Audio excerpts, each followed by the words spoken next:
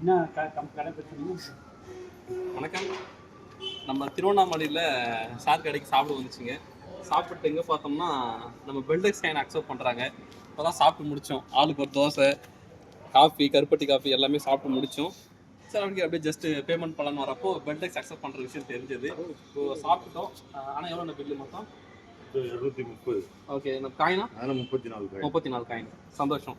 Thank you sir. 34 காயினை நம்ம transfer பண்ண போகிறோம். ஓகே, ஒரு நிமிஷம் ஸ்கேன் பண்ணிடலாம்.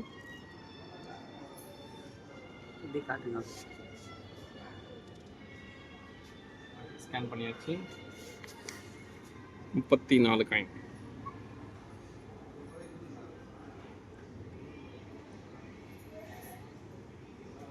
எஸ், இன்னைக்கு இந்தியாவில் நிலைமை கொஞ்சம் கொஞ்சமாக மாறி பெரிய லெவலில் மாற்றத்தை கொண்டு வந்துச்சுங்க. எஸ், இங்கே பாருங்கள் 34 காயின் ட்ரான்ஸ்ஃபர் ஆகுது. நம்ம சாப்பிட்டதுக்கான பில்லு